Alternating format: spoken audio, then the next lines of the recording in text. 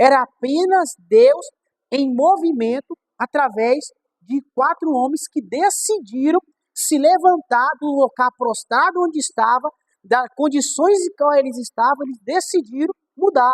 Então, todas as vezes que nós decidimos a mudar, todas as vezes que nós decidimos a sair do cenário para buscar uma melhora, isso eu digo a respeito e através da palavra de Deus, pode ter certeza que Deus ele vai se mover. Porque a Bíblia diz assim que houve um ruído, houve um barulho, né? Então foi através de um barulho, um ruído, né? O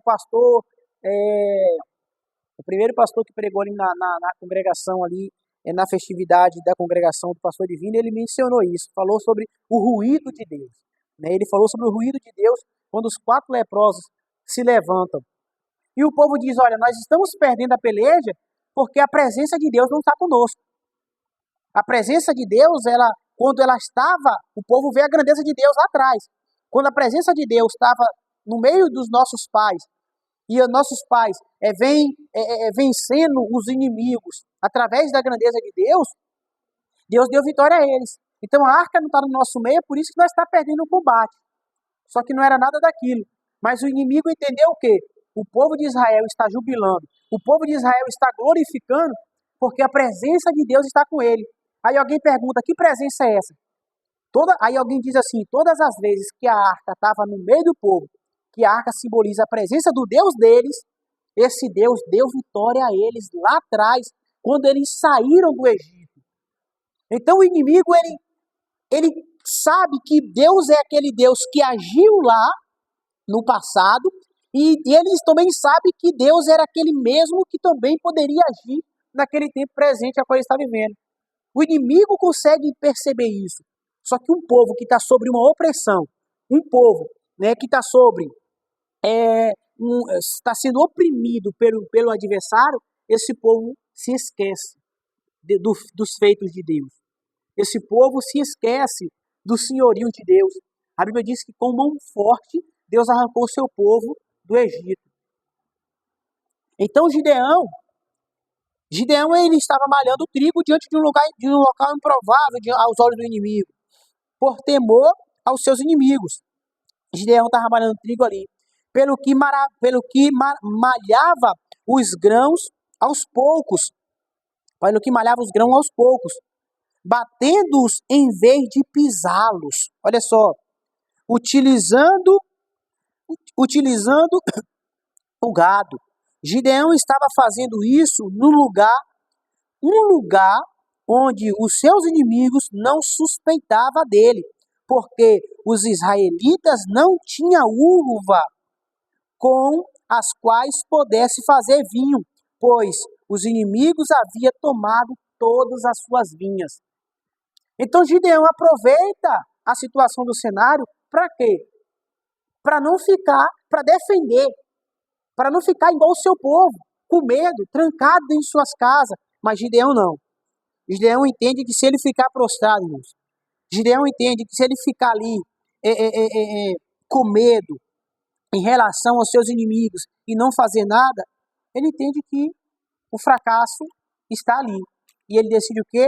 Ele decide ir além da imaginação do adversário.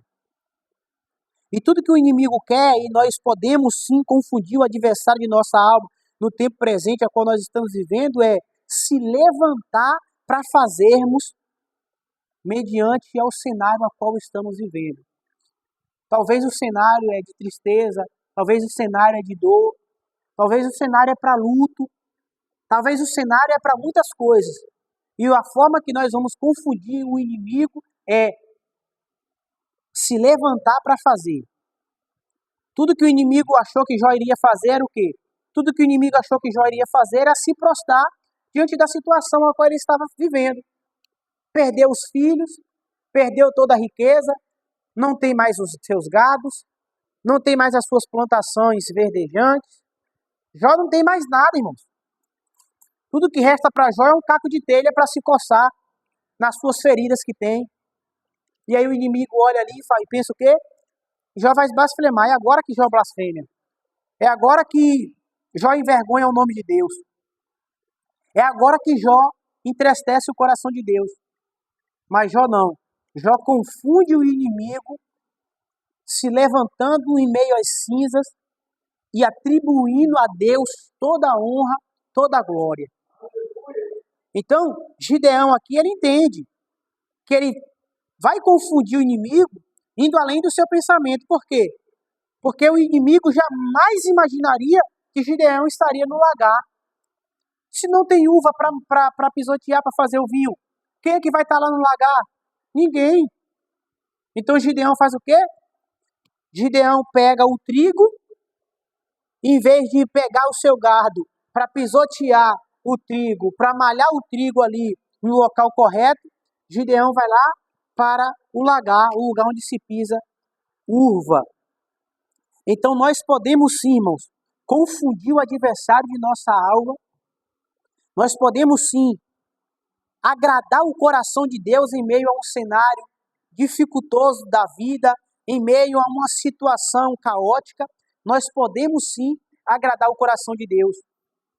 Porque muitos hoje, a desculpa de muitos hoje é o quê? O cenário que eu estou vivendo me impôs assim. A situação que eu estou vivendo me impossibilita de realizar a obra. Muitos hoje pegam o cenário, a situação, né, que está envolvido para se justificar diante de Deus. Só que Gideão é prova viva disso, que o cenário e a situação não pode te impossibilitar de fazer e de trabalhar em prol do reino de Deus. Tá? Então, se eu fosse dar um tema para esse estudo aqui nessa noite, o tema seria esse. O cenário ao qual você vive não te atrapalha de realizar a obra. Tá? A situação a qual você vive não te atrapalha, porque nós temos que identificar, irmãos, e entender que a obra de Deus, ela está precisando de trabalhadores, irmãos. E é mediante a isso que Deus deposita uma certa confiança em Gideão.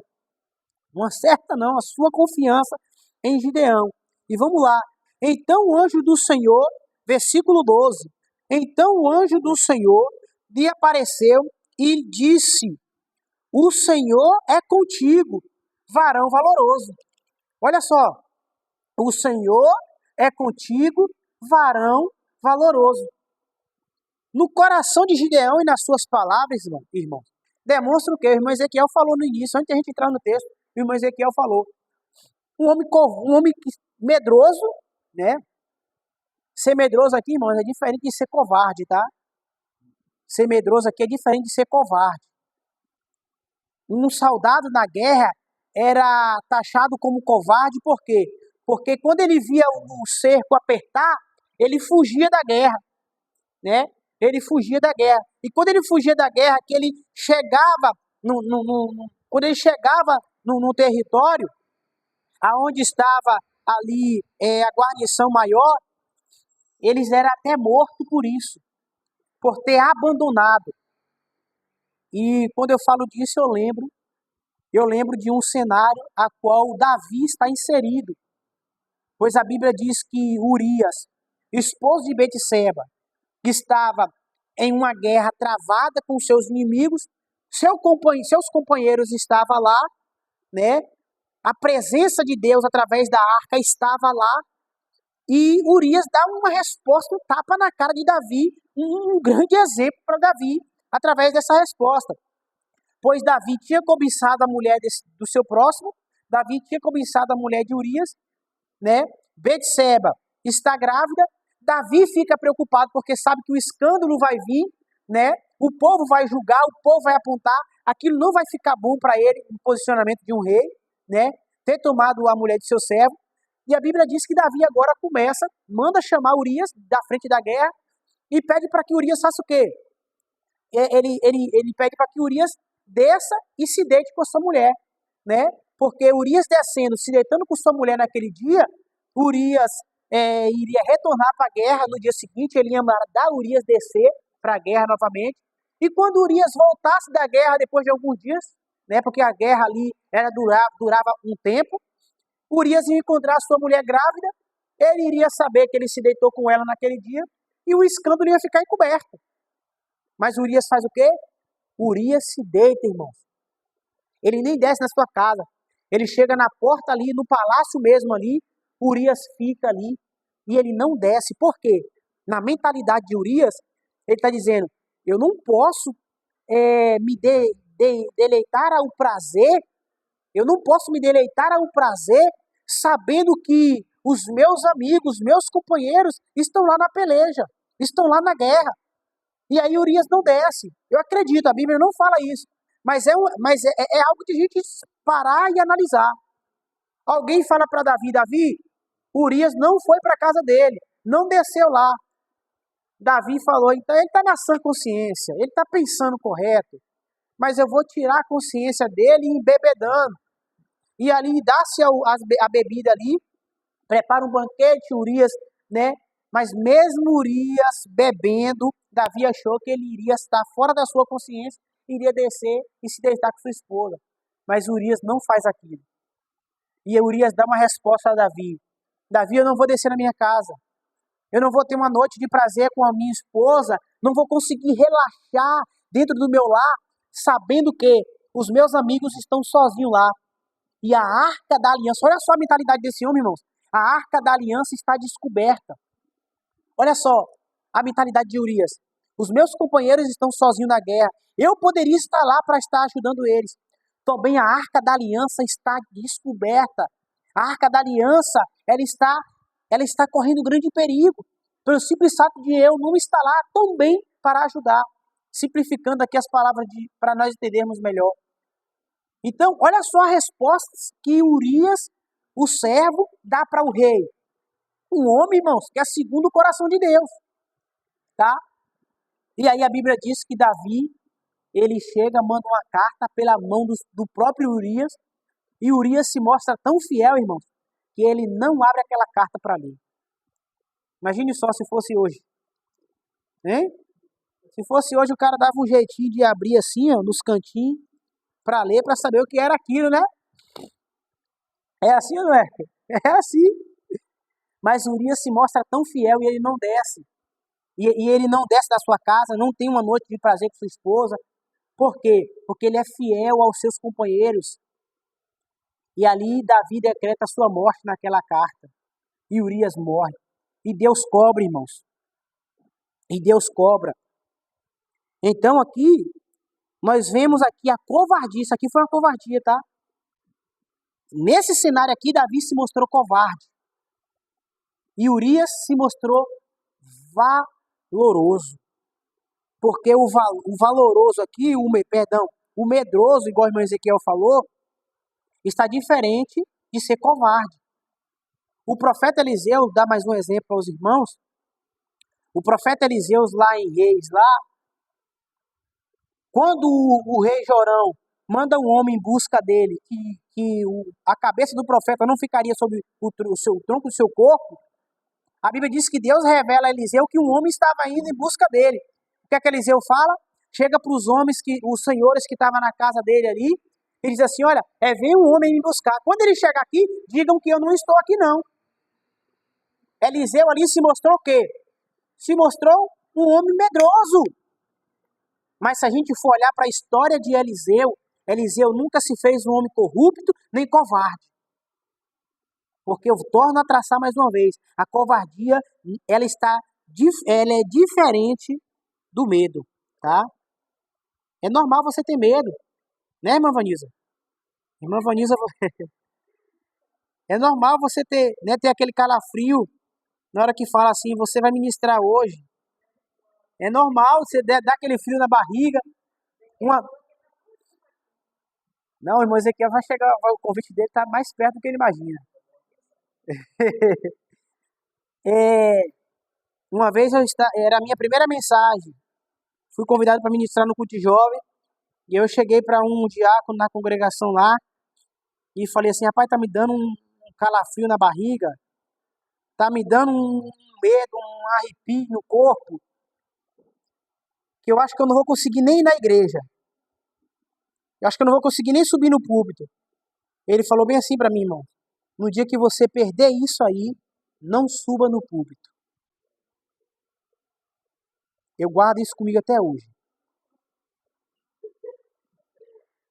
Ele falou assim, no dia que você depositar, que a autoconfiança em você estiver lá em cima, não suba no púlpito, que você vai subir vazio. Então é normal esse medo entrar dentro de nós.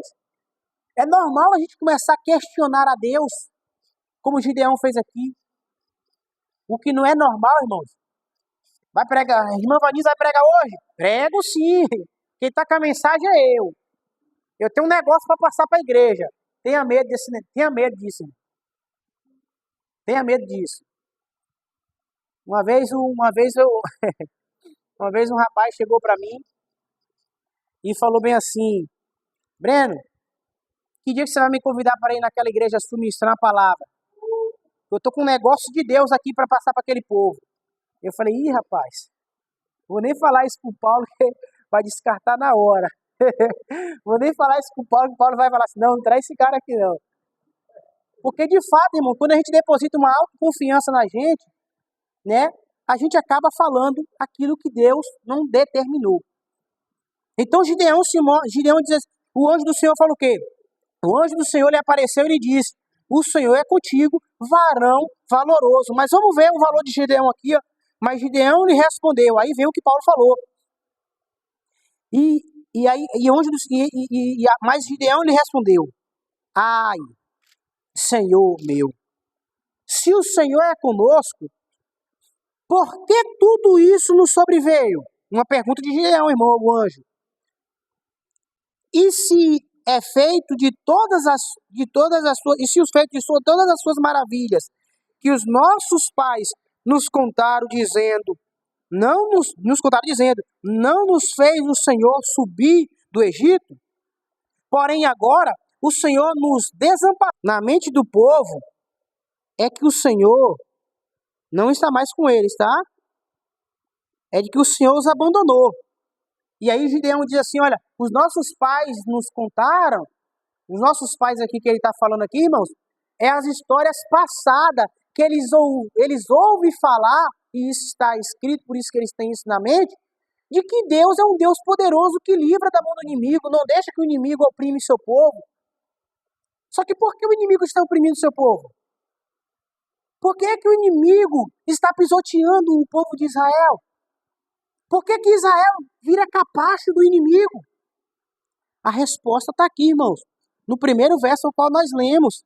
A partir do verso 7. Até o verso 10. O verso 10 diz assim, do capítulo 6.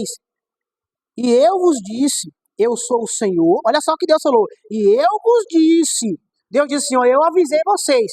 Eu sou o Senhor vosso Deus. Não tem mais aos deuses dos amorreus, em cuja terra habitais. O povo está habitando na terra dos amorreus, pois Deus já tinha dito que ele seria com eles. Em cuja terra habitais. Mas não deste ouvidos à minha voz. Você está percebendo por que o inimigo está oprimindo o povo? Porque o povo não dá ouvido à voz de Deus. Porque se o povo tivesse dado ouvido à voz de Deus, o que foi que Deus falou para Moisés? Que ele seria o quê? Que ele seria a cabeça desse povo, irmãos. Deus falou para Moisés que ele guiaria esse povo. E aí, antes de chegar no tempo dos reis, antes de chegar no tempo dos reis, irmãos, esse povo já está se desviando. Antes de chegar, né, no tempo dos reis aqui, esse povo está se desviando. Porque quando chega no tempo, né, a qual Samuel é juiz sobre esse povo, o que é que o povo diz? Nós não queremos mais você, Samuel, como nosso porta-voz de Deus. Porque a Bíblia diz que o povo olhou para a circunvizinhança e percebe que cada classe de povo tem um rei que manda sobre eles. E ele diz assim, nós não precisamos de Samuel, nós queremos um rei. E aí Samuel vai até Deus, chorando, diz assim, Deus, o povo não quer mais que eu seja porta-voz teu para eles, Deus. O povo me rejeitou. Aí Deus falou, Samuel, antes do povo te rejeitar, eles rejeitaram a quem? Eles rejeitaram a mim. Então, antes do povo ser oprimido pelo inimigo, o que foi que eles rejeitaram? Eles rejeitaram a direção de Deus, irmão. Eles rejeitaram a proteção de Deus. Porque uma coisa é Deus falar assim para nós: olha, faz assim que eu sou contigo, anda por aqui que eu estarei contigo, e aí nós anda por cá, sendo que Deus mandou a gente andar por aqui. Nós faz assim, sendo que Deus mandou a gente fazer assado. E aí quando a situação da vida começa a complicar para nós começamos a botar a culpa em quem? Em Deus. É por isso que o mundo aí fora, estão olhando e estão questionando a Deus a respeito do seu senhorio. Porque a palavra diz o quê? Por aumentar a iniquidade, o amor de muitos se esfriará. E aí o povo consegue olhar para o cenário que está vivendo e não consegue ver Deus. Tá? O povo consegue olhar para o cenário ao qual está vivendo e não consegue ver Deus. Só que nós olhamos para um homem exemplar. Nós olhamos para um homem que... Paulo, ele nos dá um exemplo, irmãos. Paulo, esse homem é tremendo. Paulo, ele nos dá um exemplo de que o cenário a qual nós estamos envolvidos não pode mudar o nosso posicionamento diante de Deus. A nossa confiança tem que permanecer em Deus. Jó nos dá um exemplo de que o cenário e a situação a qual nós estamos vivendo não pode mudar quem Deus é na nossa vida. Porque a palavra é clara quando ela diz: eu sou o mesmo ontem, o mesmo hoje e serei Deus eternamente. Nós falamos aqui na escola dominical e nós citamos esse ponto. Quando João vai dizer: ele é o alfa, o ômega, o princípio e o fim. João praticamente está repetindo as mesmas palavras de que ele fala no seu evangelho, de que Deus é o mesmo ontem, hoje e será eternamente. E Gideão é alguém que entende isso. Ele é alguém que entende isso. E Deus, ele vai ver esse valor no coração de Gideão. Vai nessa tua força, varão valoroso, que Deus é contigo. Verso 13. Esse questionamento de Gideão, é normal nós questionarmos, tá?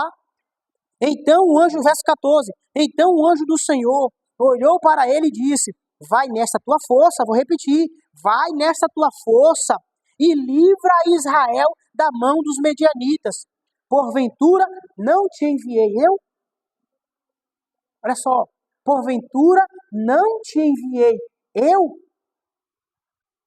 E aí eu pego, né, aquela passagem de Josué. Josué olha para dentro da sua capacidade, olha para dentro de si, e creio eu que Josué foi um homem que vivenciou, irmão. O que Josué vivenciou junto com Moisés, irmãos, não está escrito no caderno. O que Josué vivenciou, Deus fazendo, não está escrito no caderno. E aí Josué olha para diante do cenário, olha para diante da situação, mas Deus encoraja Josué dizendo, né? O Senhor é contigo. Vai nessa tua força, né? E depois nós vamos ver um Josué, né, que deposita a sua confiança em Deus. E esse cenário aqui, irmãos, é um cenário que praticamente é depois da morte de Josué, tá? Josué não está mais envolto nesse cenário, porque no capítulo 3 a gente vai ver Josué saindo do cenário. É praticamente um cenário depois de Josué. E aí a gente vai ver que o Senhor diz assim: não te mandei eu? Porque o Senhor consegue olhar para Gideão e entender que era justamente daquele homem que o povo de Israel precisa. E vai vir um questionamento aqui, logo em seguida, no verso de número 15, da parte de Gideão, que é praticamente o questionamento de toda a sociedade. E ele lhe disse: ai, Senhor meu, com que livrarei a Israel? Com que eu vou livrar Israel? E eis que a minha família é a mais pobre em Manassés, e eu, o menor da casa de meu pai. Vocês conhecem essa palavra, irmãos? Vocês conseguem se identificar, encontrar alguém com esse, praticamente com esse mesmo questionamento? Sou eu o menor da casa de meu pai. A minha família é a mais pobre. Deus está preocupado com riqueza, irmão? Deus está preocupado com qual arma, com qual fortaleza você vai lutar? Deus está preocupado com isso? Prova disso quando Deus permite que o inimigo carregue toda a fortaleza que tinha em Jerusalém, para mostrar o poder e o seu senhorio. A Bíblia é clara, irmãos. Ele veio para as coisas visíveis e inexpressíveis desse mundo, para confundir e aniquilar aqueles que acham que são alguma coisa. Então não olhe para a sua improbabilidade. Não olhe para a sua incapacidade. Não olhe para as armas naturais que você tem na mão para lutar. Confie em Deus. Confie na força do seu poder. Minha família é a mais pobre em Manassés. E eu sou o menor da casa do meu pai. Como é que o senhor vai usar eu?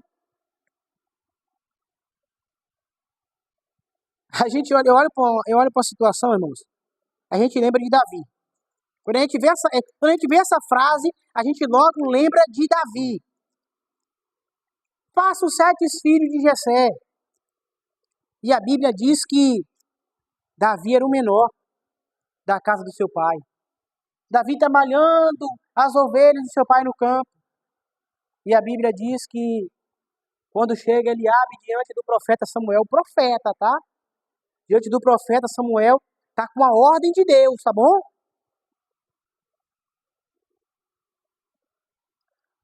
Esse aí é o escolhido. Samuel com a botija.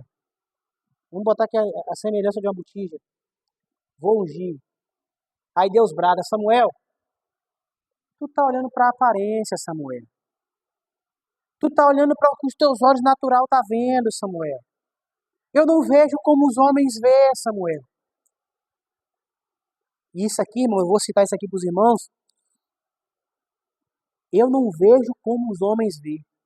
É um profeta, tem uma ordem de Deus, tem uma direção de Deus, mas mesmo assim ele pode errar. Porque o cenário, irmãos, diz muito. Só que Deus, ele vai além do cenário a qual nós estamos envolvidos. Samuel olhou para a aparência, olhou para a estatura daquele homem e quis consagrar o homem rei de Israel. E Deus falou assim, Samuel, não faz isso. Faça os 7 filhos. E aí Samuel fala assim, Deus não vai errar de endereço. Eu vou ter que questionar, Paulo. Acabou os teus filhos, Jessé? Acabou os mancebos, que quer dizer jovem? Não. Tem o menor. Está lá no campo, lá, apacentando as ovelhas. Manda chamar. E aí Samuel já tem certeza que é ele. E fala assim, olha, ninguém vai se assentar na mesa enquanto ele não chega. Samuel já tem certeza que é ele, irmãos. Porque ninguém poderia se assentar na mesa enquanto o maior da casa não chegasse. Enquanto o principal da casa se chegasse. Ninguém poderia se sentar na mesa antes do rei. Samuel já sabe que é ele antes mesmo de chegar. Não era pelo simples fato que só faltava aquele para ser visto ou para ser identificado. É pelo simples fato que Deus palestrou o coração dele. Ninguém vai se sentar na mesa enquanto ele não chega. Isso aqui é demonstração de honra a quem está vindo. É demonstração de honra para quem está vindo. Então, ser o menor, irmão. Minha leitura me impossibilita. Meu querido, vai para o joelho. E quem dá é Deus. Quem revela é Deus. Quem fala é Deus. Tá? Então, ser o menor, está em uma família mais pobre, Gideão, não vai atrapalhar os planos de Deus na tua vida. Não vai. A gente vê, irmãos, grandes resultados através de homens em famílias pobres e Deus fazendo grandes feitos na vida, no nosso tempo presente e aplicando-se para a nossa vida, aplicando para o cenário ao qual nós estamos envolvidos, irmãos. Às vezes nós nos menosprezamos muito. E isso, irmãos, atrapalha os planos de Deus na nossa vida, tá? Isso atrapalha muito os planos de Deus na nossa vida. E o Senhor lhe disse, porquanto eu hei de ser contigo, eu ferirei os medianitas como se fosse um só homem. Irmãos, Deus não quer a tua força, a tua coragem, não. Deus só quer a tua disponibilidade. Deus só quer que você se disponha. Perdão, Deus quer a tua coragem, isso mesmo. Deus só quer que você se disponha.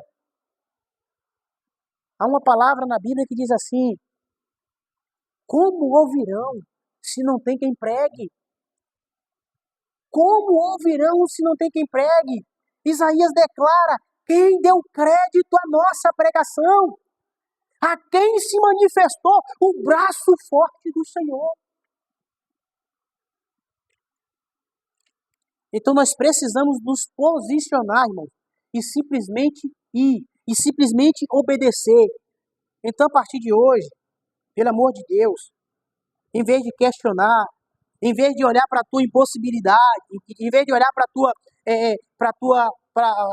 tua inferioridade, melhor dizendo, olha para Deus e diz assim, eis-me aqui, envia-me a mim. Vou ler de novo, que eu quero citar esse rapaz aqui que é um... E o Senhor lhe disse, verso 16, porquanto eu hei de ser contigo. Porquanto eu hei de ser contigo. Vou aplicar por parte. Porquanto eu hei de ser contigo. Quem questiona? Jeremias. Sou uma criança, Deus. Sou impossibilitado de falar com esse povo. Só que Deus sabe, irmãos, que não é por motivo de Jeremias ser uma criança. Não é pelo conto da idade de Jeremias, não. É porque Jeremias está com medo. Jeremias conhece o caráter do povo de Israel. E sabe que o povo tem um coração duro, irmão. Sabe que o povo não vai dar ouvido à sua palavra. E a maioria das vezes, um dos nossos questionamentos, uma das nossas rejeições é essa. O que o povo vai achar da minha pregação? O que o povo vai achar do meu louvor? Eu não vou louvar. Eu não vou pregar. Né? O povo não vai aceitar a minha palavra.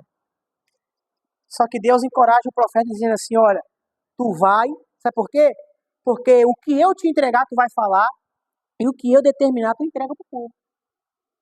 Deus está dizendo assim, eu sou contigo, Jeremias. Não diga que é uma criança, porque eu sou contigo. Eu sou contigo. Próximo estudo eu vou falar sobre ele.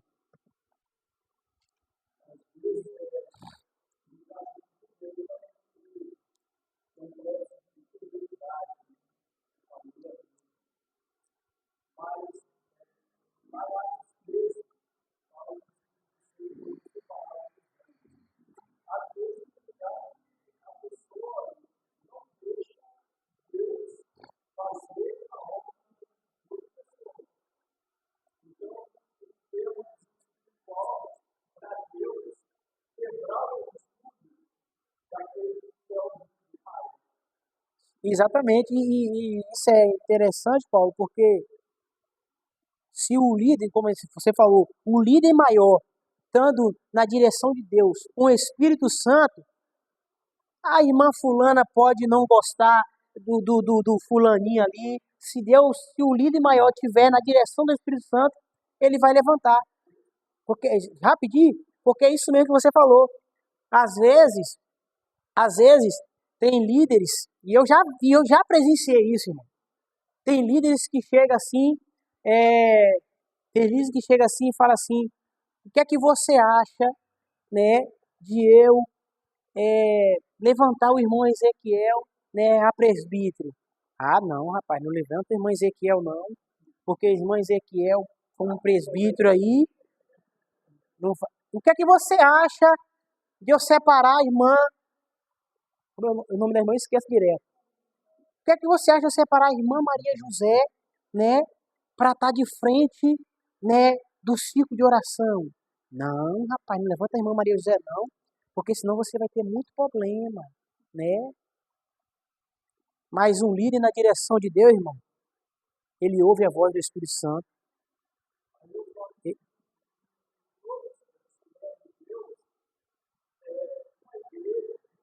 É um concílio também, né?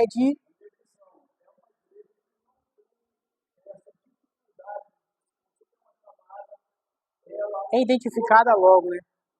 É logo identificada. Porque o Espírito, a Bíblia diz que o Espírito Santo fala aos apóstolos, né? Fala aos pais ali da igreja ali, o seguinte: separai a Paulo e a Barnabé para uma obra a qual eu vos tenho chamado, né? Então, às vezes, a gente fica. Se os homens entrar no cenário, irmãos, pode ter certeza que não vai ser a vontade de Deus, né? Se os homens entrar no cenário, vai errar na escolha, mas se for a vontade de Deus, como Paulo falou, na vida do líder, né, ali, na vida do pastor, na vida do dirigente, com certeza a gente precisa e necessita sim nos aconselhar, o líder sentar com os seus obreiros ali, né, conversar entre si, apresentar. Mas se Deus falar e determinar, está falado. E aí eu vou falar a segunda parte aqui. Falei de Jeremias, aí a segunda parte fala ainda no verso 16. Tu ferirás os medianitas como se fosse um só homem. Olha só, tu ferirás os medianitas como se fosse um só homem. Por quê? Eu hei de ser contigo. Aí a gente olha para quem? A gente olha para Josafá. Josafá está com medo, irmão. Josafá no capítulo 20 está com medo. Por quê? Porque Josafá percebe que a multidão que está vindo contra ele é grande. São três classes de pessoas, irmãos. Os amonitas, os amonitas, os moabitas e o povo das montanhas de Seir. Eles estão indo contra Josafá. E Josafá diz assim: Deus, o povo é grande. Nós não vamos conseguir vencer esse povo. Aí Josafá agora tira toda a mobilizamos para fazer. E segundo, depositamos nele toda a nossa confiança. Porque Josafá olha para Deus e diz assim: Deus, nós somos pequenos. Josafá está dizendo: olha, diante desse cenário, é impossível nós vencer o inimigo. Aí Deus falou: Josafá, só quero que tu clame. Posiciona o povo, reúne o povo, e o povo se reúne.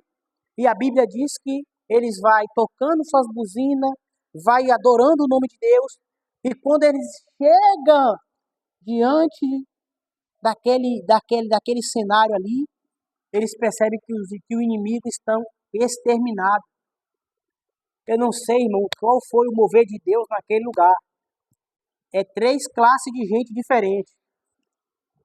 O pregador, um certo pregador pregou aqui na congregação uma vez e ele fez a seguinte conjectura. Ele disse assim: por ser três povos distintos, por ser três inimigos distintos um do outro, parece que um pisa no calcanhar do outro e eles começam a lutar entre si e a intriga começa e eles matam uns aos outros. Quando Josafá chega no cenário, o inimigo está exterminado. Por quê? Porque Josafá, primeiro, ele quer vencer o inimigo, porém ele diz: em nós não há força. E aí Deus fala: vou entrar no cenário. Então o primeiro ponto que Deus quer que nós fazemos é nos disponibilizarmos. Eis-me aqui, Senhor, envia-me a mim. Segundo ponto, deposite toda a sua confiança em mim. Não confie na força do seu braço. Não confie apenas no seu entendimento, tá? Se aprofunde na palavra e Deus vai fazer além do que os teus olhos já viram. Os irmãos querem comentar alguma coisa, irmão? Pode ficar à vontade, tá? Algum ponto interessante com os irmãos? Pode ficar à vontade. E ele aqui vai falar, Gideão convidado, Gideão convencido da permissão pessoal de Deus. E lhe disse: se agora tenho achado graça aos teus olhos, dá-me um sinal de que és o que comigo fala. Olha só, Gideão começa a fazer prova. Gideão realmente quer saber se verdadeiramente é Deus que está naquele negócio. Se verdadeiramente é Deus que está envolvido no cenário, irmãos. Eu quero um sinal, Deus. Eu quero que o Senhor, se é verdadeiramente o Senhor que fala comigo, eu quero um sinal. A ti entrego o meu presente e o ponha perante ti. E disse, eu esperarei até que volte. O anjo falou assim, olha, eu vou te esperar até que você volta e eu vou provar para você que é Deus que está falando contigo. Diferente de outros cenários que a gente vê, irmãos, que a Bíblia diz que para não haver, né, para não haver aquela certa dúvida, aquela certa rejeição de José a respeito de que Maria estaria grávida, para José não pensar assim, você me traiu, Maria, não vou casar mais com você. A Bíblia diz que o anjo apareceu para José também e confirmou que o que de Maria iria nascer era de quem? Da parte de Deus. Só que Gideão não, Gideão é diferente. Gideão é assim, ó, eu quero uma prova de que se verdadeiramente é o Senhor que está falando comigo, me espera aqui. Aí Gideão vai lá, prepara um sacrifício, prepara o cordeiro ali, né? E traz. E aí o anjo fala assim, ó, eu vou te esperar aqui, pode ir lá. Pode ir lá. Porque tudo que Deus quer, irmãos, é que você tenha clareza a respeito dele. Então, mediante o que Deus vai te chamar, mediante o que Deus vai te conduzir a fazer, ele vai te dar clareza. Ele vai te dar clareza. E é aqui que nós entendemos, as decisões erradas, tá? É aqui que nós entendemos quando os homens também erram ao nosso respeito. Uma vez aconteceu isso comigo. Alguém chegou para mim e falou assim, Breno, vou te colocar em tal departamento, porque em tal departamento você vai fazer, que eu vejo um potencial em você. Eu falei, não é a hora. Não faz isso comigo. Você vai me matar espiritualmente. Não, como eu vou te matar se você é um rapaz que ora? Na época eu era solteiro ainda, irmão. E eu era aquele cara solteiro, era aquele cara que só vivia em oração. Eu era aquele cara solteiro que eu só vivia dentro do vale, entrar nessa igreja aqui, 11 horas da noite, com 2 companheiros, e eu só saía 4 horas da manhã. Eu era desse jeito. E aí o rapaz chegou para mim e falou assim, vou te colocar em tal departamento. E eu falei assim, Senhor, não vai isso comigo, o Senhor vai me matar espiritualmente. Porque eu sabia, irmãos. Eu sabia a hora que era de Deus ou não. Deus te dá clareza, irmãos. Quando Deus te dá a direção para algo, para você ir, para você fazer, Deus vai te dar clareza nesse negócio. A Bíblia diz que o Espírito Santo impediu Paulo de pregar em Betínia, porque ele queria que Paulo fizesse uma obra em outro lugar. Paulo, e aí, Breno, como é que Paulo vai ter certeza de que onde Deus quer levar? De madrugada, Paulo teve uma visão, aonde o varão da Macedônia disse, passa por aqui e nos ajuda.